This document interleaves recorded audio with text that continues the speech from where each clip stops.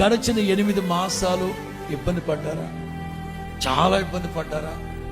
శత్రువులు మిమ్మల్ని ఊపిరి సలపనివ్వకుండా నలుదిక్కుల మీకు భయాన్ని కలుగు చేశారా? ఈ సెప్టెంబర్లో ప్రభు చెప్తున్నారు, సస్యశ్యామల అభివృద్ధిని నేను మీకు కలుగు చేస్తాను. ప్రభావము కలిగిన దేవుడు, చేతగాని దేవుడు కాదు. మరలా చెప్తున్నాను, గడిచిన 8 నెలలు మీరు ఇబ్బంది పడి దేవుని మీద విసుగు, అసహనము, చేతగాని మాటలు మాట్లాడేవారు తప్పు. మన దేవుడు ఆశీర్వదిస్తే ఎలా ఉంటుంది తెలుసా? విశాలమైన నదులు, సువిశాలమైన కాలువలు, పంట కాలువలు, సమృద్ధి, పచ్చని పొలాలు, ధాన్యము, పండ్లు, గానుగుల మీదుగా పొంగి పారే దీవెన. చాలా మంది వ్యాపారాలు సరిగ్గా లేక చచ్చిపోదామని ఇబ్బంది పడుతూ వచ్చారా? యేసు రక్తమే జయం.